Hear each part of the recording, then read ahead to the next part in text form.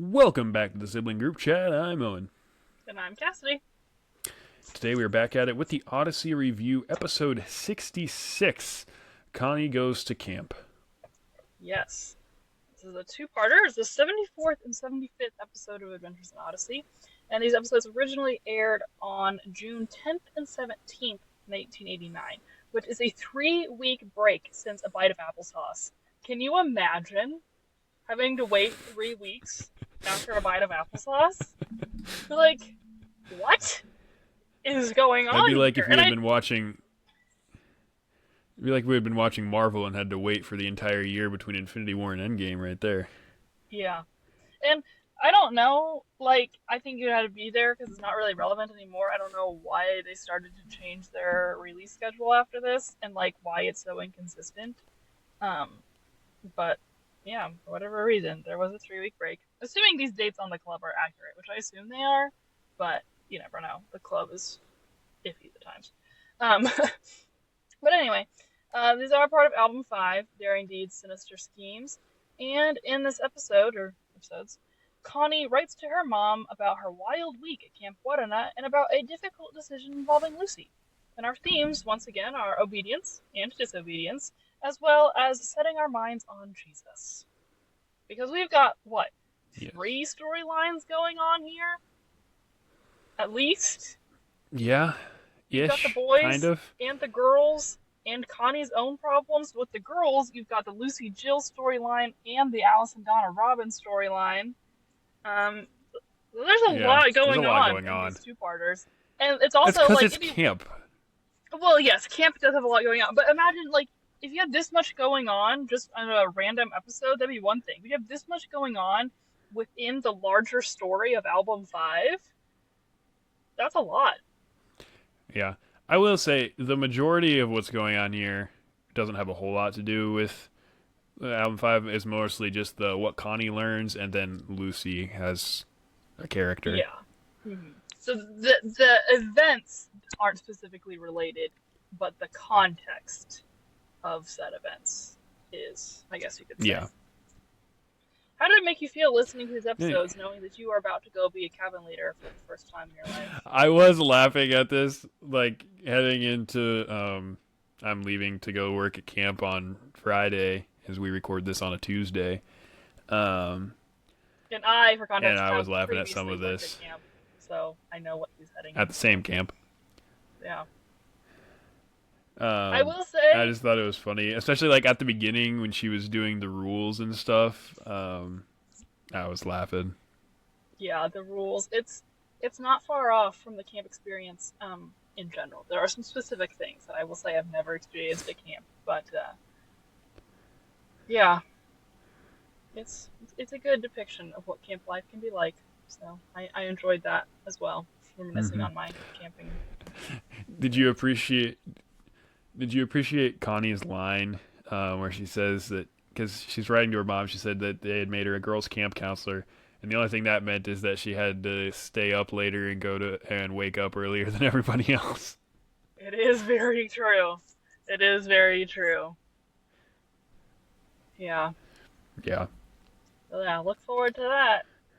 You will never enjoy Indeed. naps so much in your life as you do as a camp counselor. Yeah, so since she isn't working at Wit's End, which she says is weird, and she's still hurt by the firing, and she still says she doesn't think it seems right, or at least she didn't at the beginning of the week.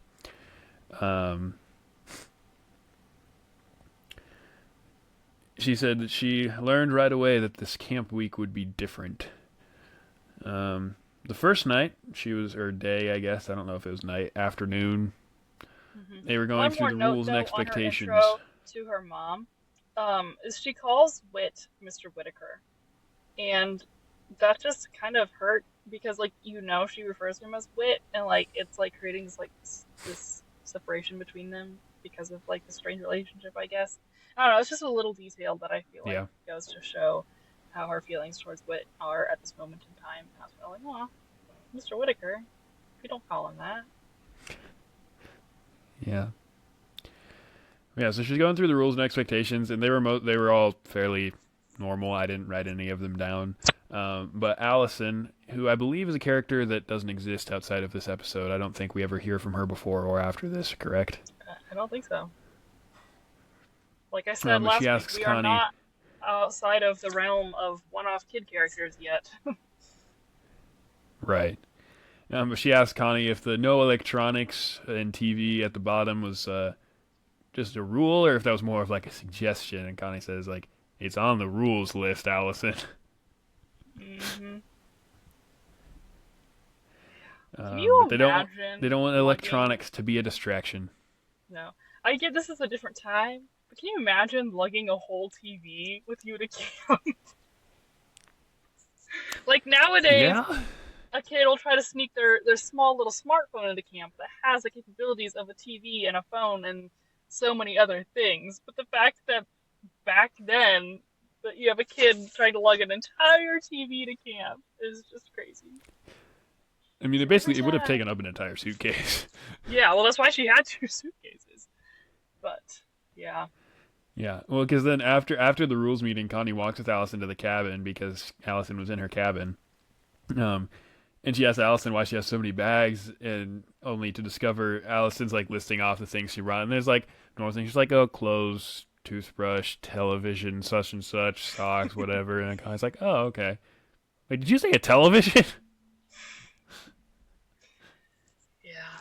Allison And doesn't think she Allison can has like survive. a nervous breakdown because she Hmm. doesn't think she can survive without electronics. She's like she'll get sick or nervous, and Connie's like, "We're gonna keep your TV in the office, and you'll be fine." And Allison is um Hmm. I think not fine. the modern day equivalent of this is, I mean, kids don't like being separated from the phone in general, but I think the biggest thing is their Snapchat streaks. That is the biggest thing that they're like, I don't know what I'm gonna do. I'm gonna have to have my friend keep my Snapchat streaks for me, or like I'm gonna miss out on everything that happens in my friends' lives.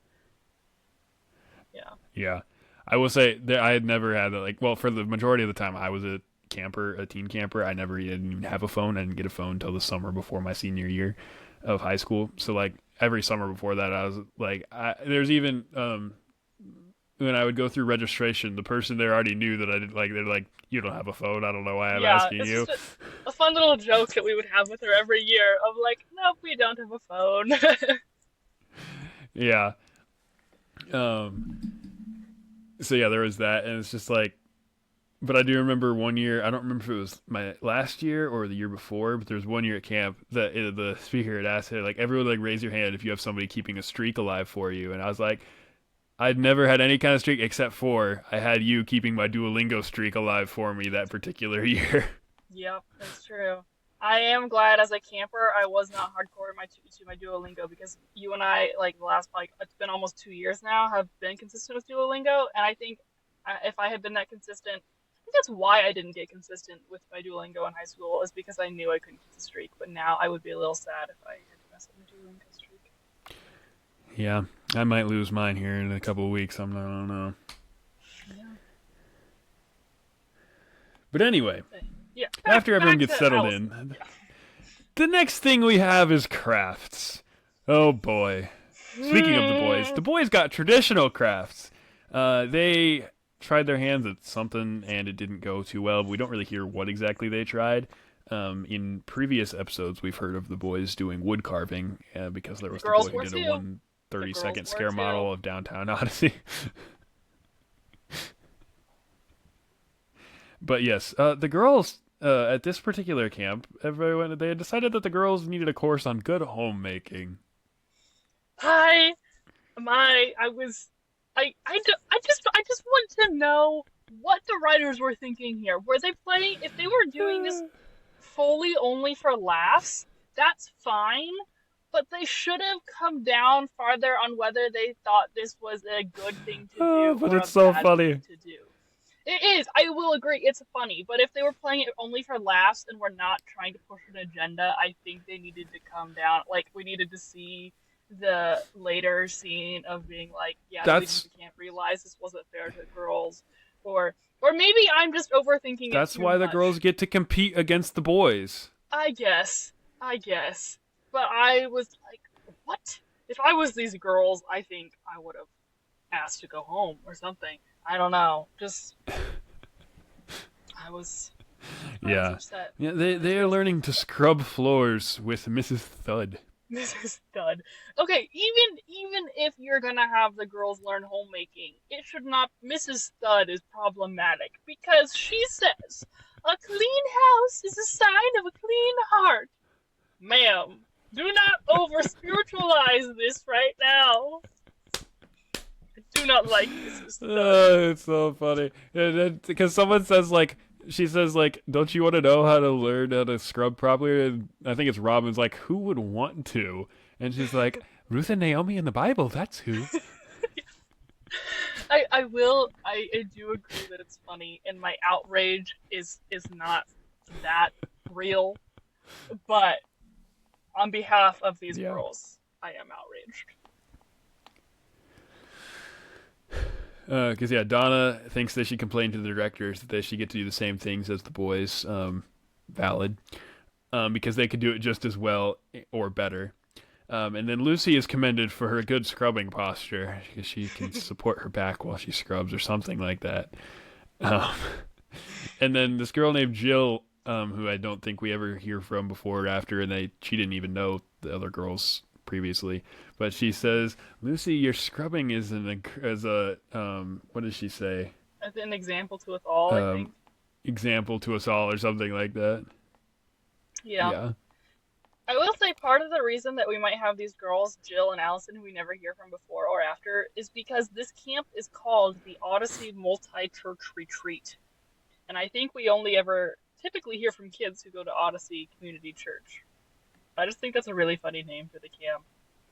I just like, why is it not just Camp What a Nut? Why do we need to call this week of camp the Odyssey Multi Church Retreat? I don't know. I don't know, but I think that can go to explain why this gets But called. yes, Jill introduces herself to Lucy. Yeah, you say she introduces herself to Lucy, and then she tells Lucy that she knows all about the camp and its secrets because her uncle is the caretaker of the camp. Since when does this camp have a caretaker? I think it's just like the maintenance guy, and I mean, if you Okay, think about it, I don't think this camp has year-round activities. So somebody's got to be maintaining the property in the off season. I mean, you don't I have to suppose. maintain a camp in the off season, but assuming it's accessible year round, I think it's probably a good idea. Yeah, yeah. Well, then also while they're cleaning, Allison asks Mrs. Thud if she's ever thought of using new floor shine from Jackson and Jackson because that would, with just one scrub, you can. I don't know exactly what she says. I wanted to say "cut through the heart of grease," but that's a different Oh, infomercial from a different episode. yeah. Which, speaking of infomercials, shout out to And to Rachel, which I she believe, has our listener, responded with, just uh, who let us know that pointed out to us something I never realized, that Summer Morn dishwashing liquid is a parody of Dawn. Summer Morn, Dawn. Get it? That's funny. So thank you, Rachel, interesting. for helping us catch that pun we had never caught before. But yeah, now instead of Johnson and Johnson, we have Jackson and Jackson. Indeed. Mm-hmm. Allison is told to just keep scrubbing, Allison. Just keep scrubbing. Scrub Mrs. Stud right out of this camp. You're not a fan of Mrs. Thud? You don't think we need more No, Mrs. Thud episodes? no. I don't know who I dislike more, Mrs. Stud or Mrs. Needlebark, but we'll get to her later. What? You're not a big fan of Mrs. Needlebark?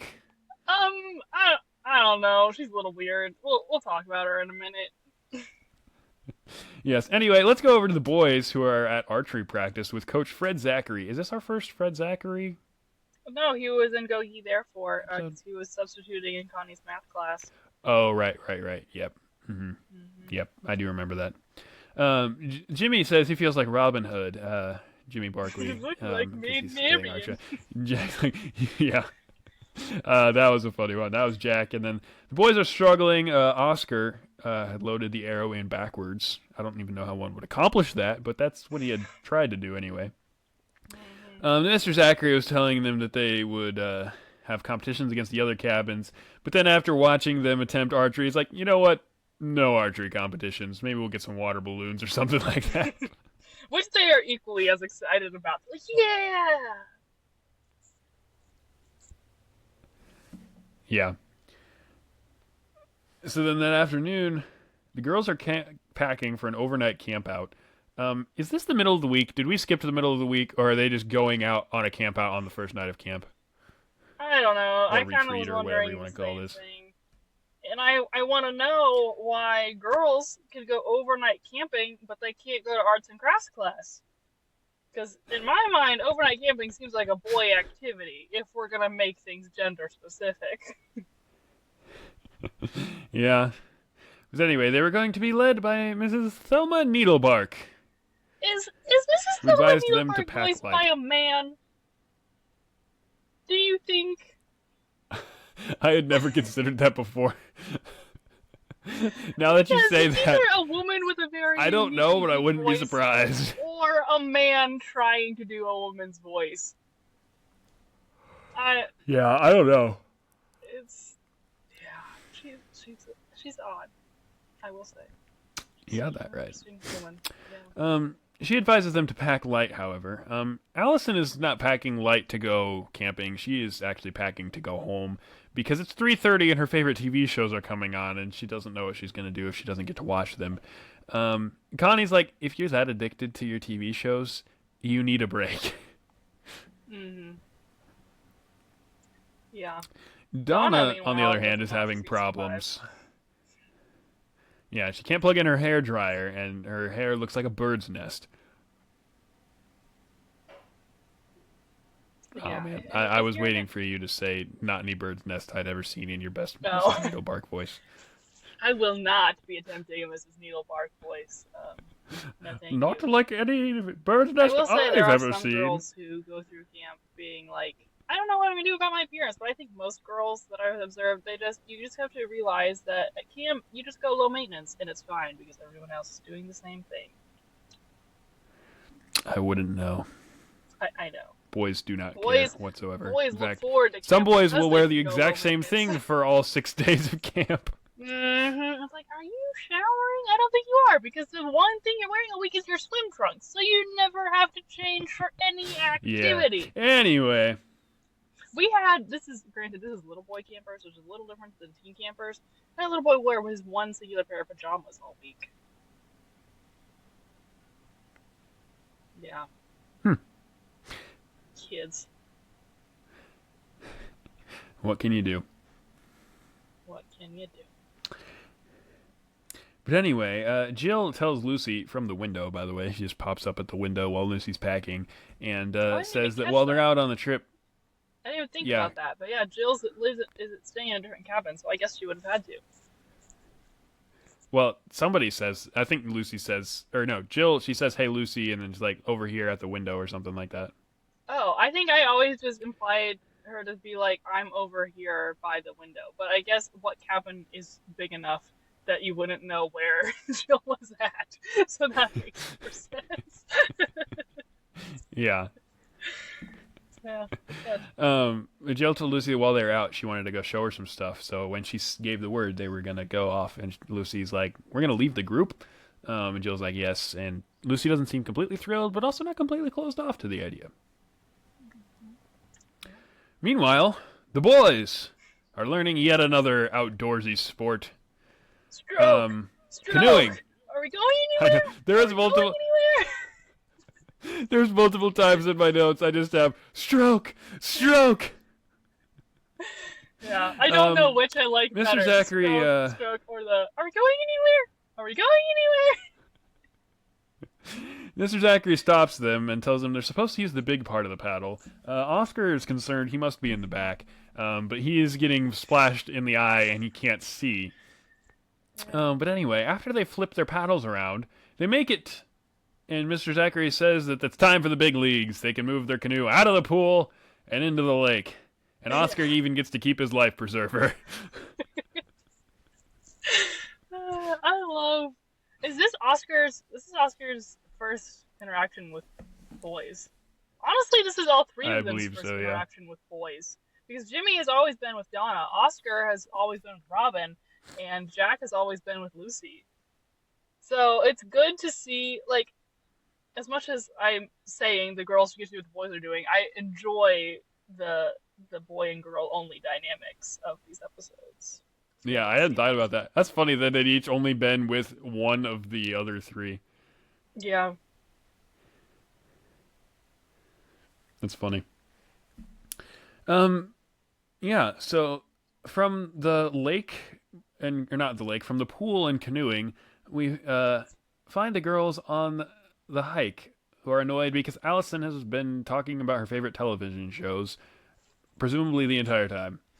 Um, and then they stopped because Mrs. Needlebark wanted to show them a caterpillar. It is at this point that Lucy and Jill decide to go off on their own, while Robin is not sure why they stopped to look at a bug. Yeah. I think it's funny Mrs. because up to Needlebark this is point, insistent. It is not a bug. it is a I don't Lepidoptera, remember what she right? calls it, but Ooh. that's what What it is. I think it, whatever the scientific class for caterpillars and butterflies is, yeah, I think it's Lepidoptera. I feel like I probably know that from Fancy Nancy. I'm gonna be honest, not biology class. Yeah. Anyway, At this point, Lucy and Jill left to go look at more interesting things on their own.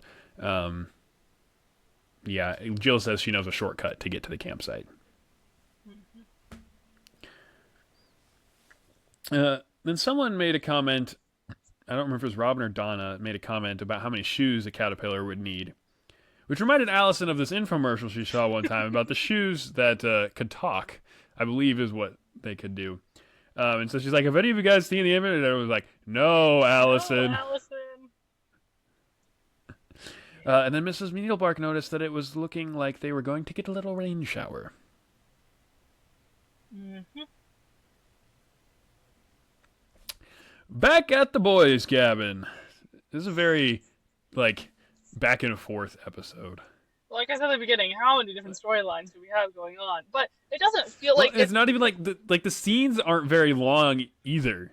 no, but it doesn't feel chaotic. Like, I mean, like in a bad No. way. Like it's still easy enough to follow and it's a really fun pacing. But when you're sitting down trying to Yeah. explain everything that happens, it sounds like a lot. Uh huh. Yeah. So back at the boys' cabin, they're going to bed, and Oscar's worried about bed bugs because Mr. Zachary had said like, "Don't let the bed bugs bite." And I was like, "They have bed bugs here?" And there's like, "Oscar's just an expression." Um, then they were talking about the competition the next day if they thought they would win, and I think as Oscar is like, "I don't think so," and they're like, "Why not?" I was like, "Cause we're not any good." Oscar, the voice of reason. And then so I was like, "Yeah, cause you can't shoot an arrow." I was like, "Well, at least I can paddle a canoe or something." He's like, "Well, that was Jack's fault," and Jack's like, "Oh no, you're not dragging me into this." So they're all like blaming each other, and then Mr. Zachary tells them to be quiet because it's lights out. And then Jimmy goes like, "I can't. My mattress is too hard. I can't Oh, get poor comfortable." baby. Need me to come puff it up for you? I love that line. You should use that line this summer. I bet you'd have an I opportunity. thought about that. I was like, at some point, I'm gonna need that line. I was like, "Oh, poor baby, you need me to come puff it up for you." Yeah, But get yes, he then mattresses reminds the popping. boys that the girls are sleeping in tents that night, and Jimmy's like, "I would pay to see that. My sister braving the great outdoors." Yeah. Then we're back to the girls. Robin is freaking out about a bug in her sleeping bag, which turned out to be the barrette from her hair. And then Connie came to check on them, but she had to go back out because Lucy and Jill had not turned up yet, so apparently the shortcut turned into a long cut. Um, Allison has kept rather sane by using the TV guide to keep her from freaking out about missing TV. Donna and Robin were worried about their clothes and such. Uh, and then the girls hear a strange noise out in the woods. They thought it might be a bear because Whit and Donnie McCoy had been chased up a tree by a bear. I believe Mm-hmm. the year before. Yeah, the year before. Yep. But then as it gets closer, it sounds different. And so Allison says that she thought it might be a goat man. She had heard that it roams these woods. I think she said Jill Had the told her head of about a it. goat. Well, she said Jill told her about it. Either that or she'd seen it on a TV show. She couldn't Or, remember which. yeah, she's not sure. Um, And it came close and it scared them. The last thing we hear is them screaming after this like goat like ish noises. And can I just say, that is a crazy episode ending for Adventures in Odyssey. Oh, it is. And we don't even, well, maybe it's edited now because I'm saying we don't even have a Chris outro. We don't even have a Chris being like, "What's going on?" I do you think I would assume when it aired on the radio, Chris said something, but it's not I left would that way hope. now. Yeah, it's a But yeah, wild ending. like you have no idea what that is. Like how am I supposed to know that these two like element like fifth, sixth grade girls can make goat noises like that? Right? I'm questioning that even knowing that they do. I have Well, no idea I how even they have make that in my notes because like right after I have part one, crazy episode ending, and then I have the girls all scream, but it turned out just to be Jill and Lucy, and then I have um after that. Well, first I have because Allison after she realized it was Jill and Lucy, because Jill's like, "You thought we were the goat man. I heard you," and Allison goes, "I never liked you very much." um, but then I have, how did the girls make deep goat sounds? Because it wasn't like they were deep sound, like low sounds. If you know what I mean. Yeah, Like I you know know what I mean. Lucy has never made a low vocal sound in a day in her life. So, yeah, Exactly. maybe maybe I could see Jill like having a cassette with her, like with this a recording or something. Something like Be- that. Yeah. because yeah, I have no idea how Lucy and Jill could have pulled off those noises. It'd be one thing if they had actually recorded the actresses who voiced Jill and Lucy making goat noises, so then we could believe they did it. But these noises were clearly not the girls. So it's like, how did the girls make those noises? Yeah. Did the goat noises at all remind you, now that I'm thinking about it, of the chicken from the Twilight Zone? Yeah. Yeah, I didn't think Yeah. about it. I just say it, but yeah. Yeah, I could hear it. So maybe that's what they had. Maybe they had a rubber chicken. You never know. Mm-hmm. Maybe they had a But rubber. anyway, Mrs. Needlebark responds to the girls screaming, He's comes only to doing that. investigate. There you Hey, go. there it You is. got I it. was waiting for your Mrs. Needlebark impression. It's the last one. It's never done Um, again. and she discovered that it was the two girls that they had lost that night. Um, and Connie and other counselors were out looking for them right then. Do you think they just like didn't want to come up with names so that we wouldn't have random other counselors? But they did come up with other It names was like, later because she tells Jill that she's that's in true because Pam's there's cabin. Pam. Hmm. Yeah, I just thought it was funny that she was like Connie and the other counselors. Yeah, I don't know. It is weird if you think about it. These entire episodes are about two cabins at this camp. Can you imagine the perspective of No, everybody well, else at three camp? because Jill is in a different Oh, one. that's true. But just think about all the other people at camp during this week who are presumably having a normal week of camp, and you have all of this nonsense going on. Yeah, These are like two but in cabins the that the morning, cabin leaders are discussing in their meetings and their downtime. Because let me tell you, there is always those cabins and those friend groups that we're all discussing in our downtime. yeah. In the morning, the boys are told which cabin they will be competing against. It'll be girls' cabin 4. Well, actually, they're just told cabin 4, and then Jack's like, "Wait, that's a girls' cabin."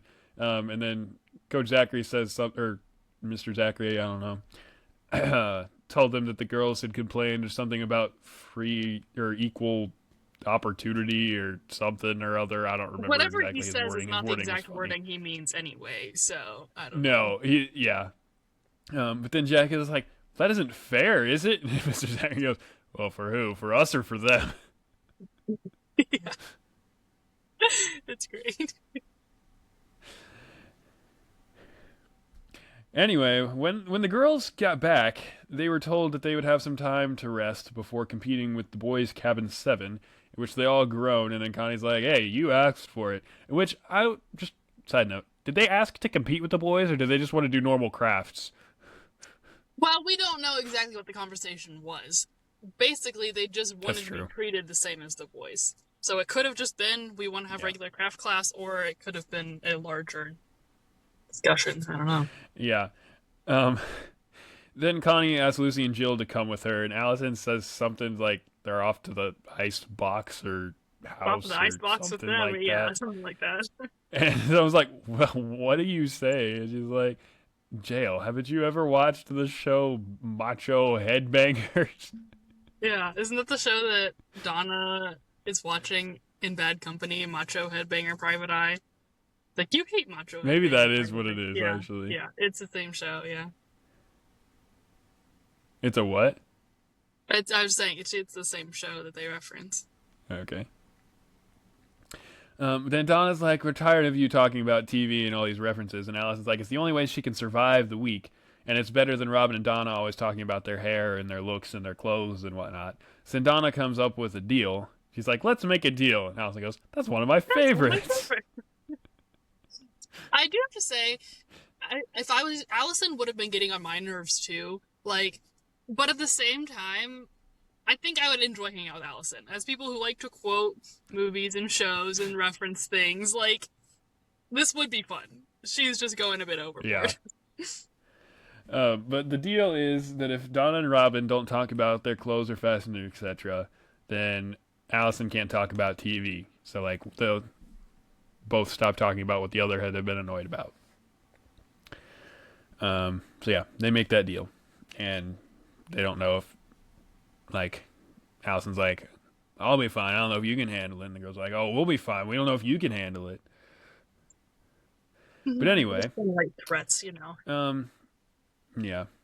Connie is talking to Jill and Lucy, and she basically just lets Jill go because Jill's not her camper, so Jill gets to go back to Pam. Um, did Pam, this other cabin leader, not have to go on the hike to the woods? I'm assuming she was there. We're just not talking about her. Then why was okay? Then why was Jill with Connie at all? That's true. I don't know. Good point. Me neither. Anyway, I was just curious. I feel like I would have never thought of that if I had not just been reading a book about how to be a good cabin counselor. Right? Yeah. um. But anyway, so Jill goes to her cabin leader, and then Lucy asks if she'll be sent home, and Connie says she'll probably just be given a warning. Then she asks Lucy if she thinks she should be sent home, like if Lucy thinks that Lucy should be sent home.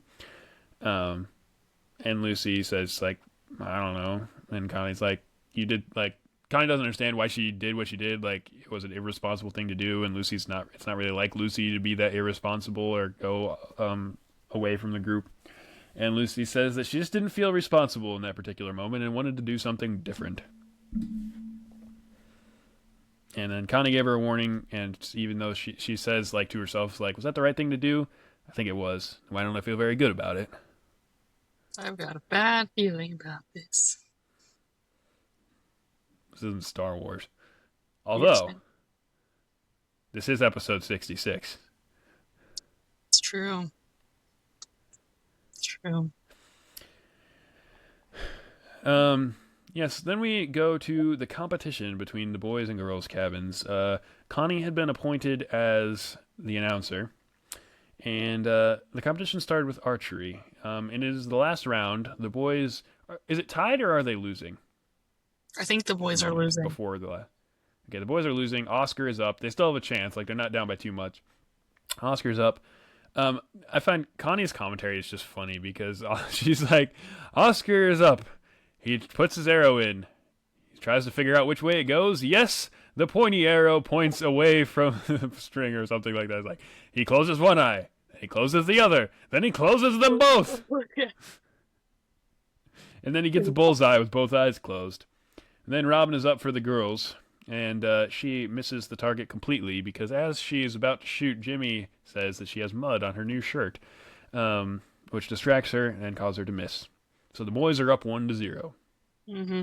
And the boys can't believe that the girls are doing so well, which you also have to think about. The boys have been practicing all week, or at least for a day. We're not sure how far into the week we are. The girls, as far as we know, have had 0 practice.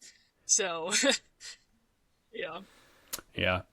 The next competition was canoeing. Coach Zachary gives them the instructions of the race. They were going to go out in the lake to these markers, come around them, and come back to the dock. And then as the race is about to start, Coach Zachary tries to tell them something, but then the race starts. And so the boys go, stroke! Stroke! Stroke! Stroke. The girls are winning!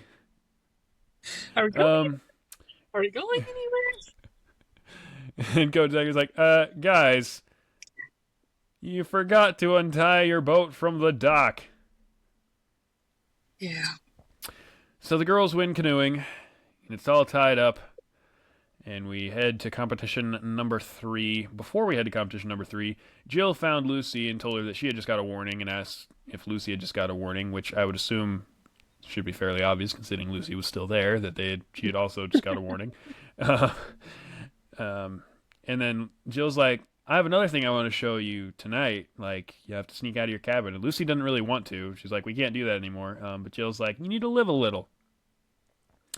But yeah, so the competition is now headed to a tiebreaker, and the boys are like, what's the tiebreaker? And Coach Zachary's like, don't worry about it, it'll be a breeze. Which he says it, the way he says it sounds very serious, but I'm pretty sure he's joking. But the tiebreaker is an egg in the hat relay. Mm-hmm.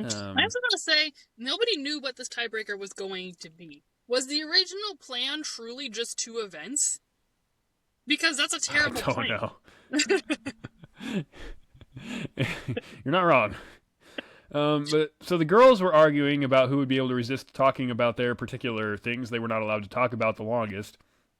Some great the boys were the boys were praying to have mercy on their enemies before the race. This is just peak camp talk, I feel like. That is such a thing boys would do, though. We'd be like, hold on, we need to take some time to pray for our enemies over here before we compete. Yeah. Well, what's actually going on in the huddle is utter nonsense. Oh, yeah, absolutely. It might be a prayer, but it is nothing of... Yeah. But anyway, now this relay, the instructions are unclear because Connie literally says, you're going to take this hat, put it on upside down, and then carry an egg in it.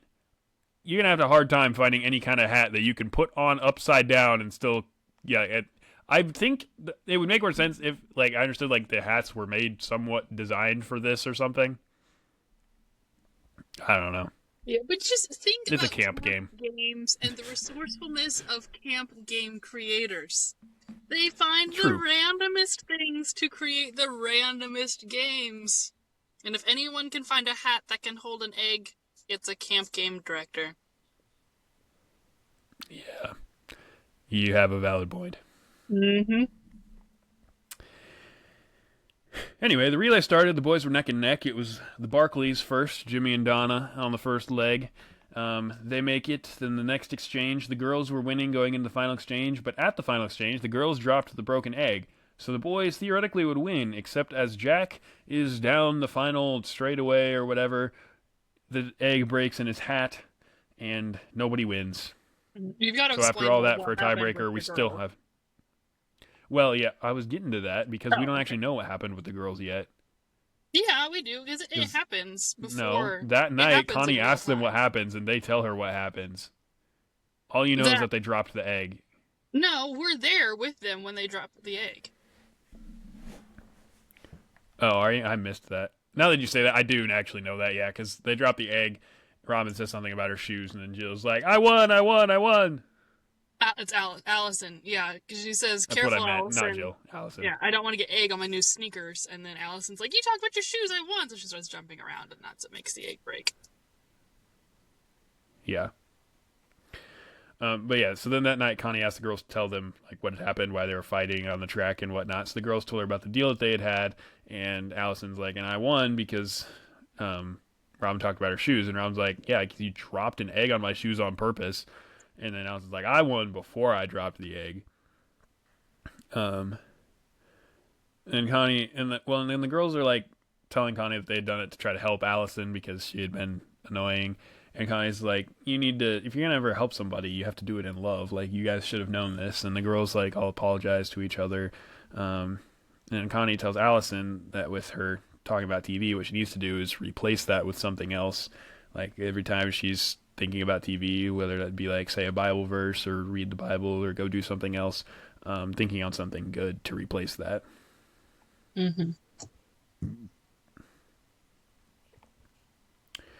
But then that night, Lucy snuck out to tell Jill that they couldn't keep sneaking out. Can I just say, I feel like the point would have been made more effectively if Lucy had just not gone, but I can see where she was coming from.